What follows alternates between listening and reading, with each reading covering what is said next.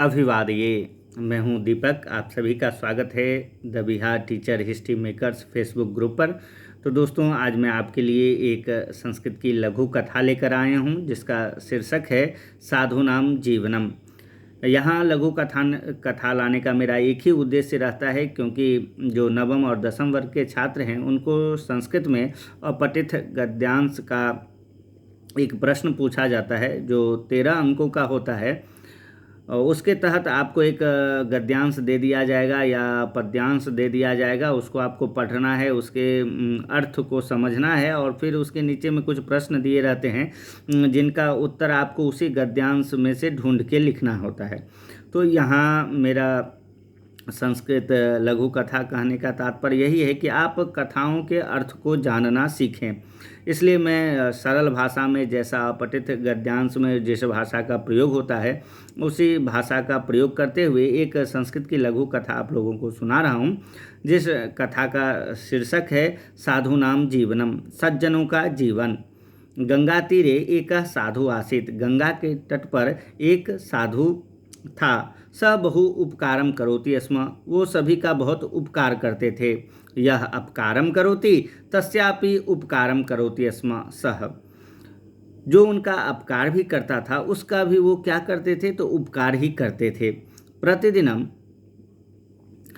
सह गंगा नद्याम स्नानम करोति स्म। वो प्रतिदिन गंगा नदी में स्नान करते थे। एकस्मिन् दिने सह स्नातम कर्तुम नदीम गतवान। एक दिन वो स्नान करने के लिए नदी गए। नदी प्रवाहे एकम विश्चिकम दृष्टवान। नदी की धारा में उन्होंने एक बिच्छू को देखा। विश्चिक बिच्छू को कहते हैं। देखा। तम हस्तीन गृहीताम। उस बिच्छू को उन्होंने अपने हाथों में उठा लिया। तीरे स्थापितुम प्रयत्नम कृतवान। और किनारे पर उसे रखने का प्रयास किया, किंतु वृश्चिकः साधु पुरुषस्य हस्तम अदशत। लेकिन उस बिच्छू ने साधु पुरुष के हाथों में डंक मारा। साधु वृश्चिकम त्यक्तवान। अब साधु ने क्या किया, वृश्चिक को छोड़ दिया जल में। वृश्चिकः जले अपतत। और वृश्चिक जो था, बिच्छू जो था, वो जल में अपतत गिर गया। पुनः साधु वृश्चिकम गृहीत्वा तीरे स्थापितुम प्रयत्नम कृतवान। फिर से साधु ने उस वृश्चिक को अपने हाथों में उठाया और किनारे पर रखने का वो प्रयत्न करने लगा। पुनः वृश्चिकः हस्तम अदशत।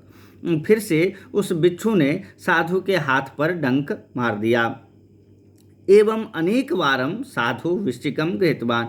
ऐसा अनेक बार हुआ। साधु बिच्छू को अपने हाथों में उठाता और वृश्चिकः अपि अदशत, और बिच्छू उसे काट लेता। ऐसी घटना कई बार हुई उस सज्जन व्यक्ति के साथ, उस साधु के साथ।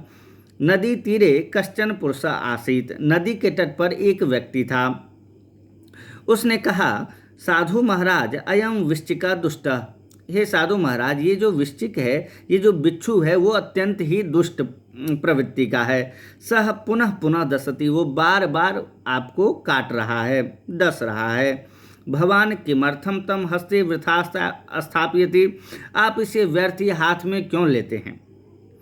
वृश्चिकम त्यजतु। इस बिच्छू को आप छोड़ दीजिए। इति उक्तवान सह। ऐसा उस व्यक्ति ने कहा।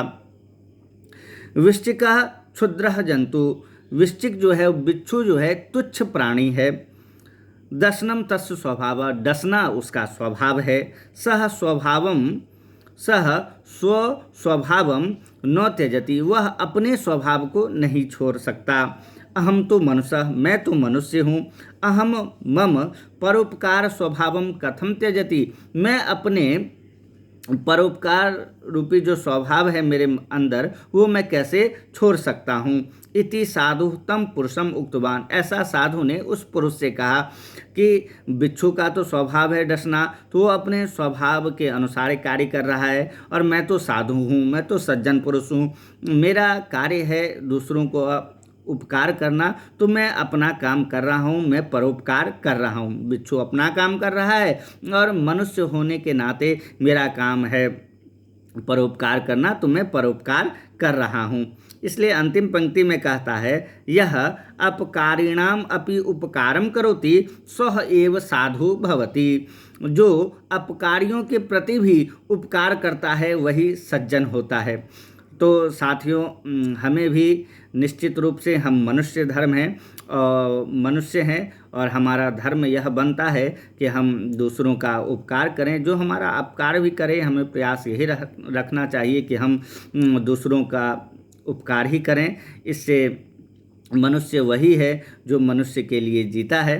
तो अगली ऑनलाइन कक्षा में मैं पुनः आप लोगों के समक्ष आऊँगा और ढेर सारी बातें करेंगे, पाठ्यक्रम से जुड़ी हुई भी और कुछ मनोरंजक कहानियों के साथ मैं आपके समक्ष उपस्थित हूँगा। तब तक के लिए मुझे दीजिए अनुमति। धन्यवाद।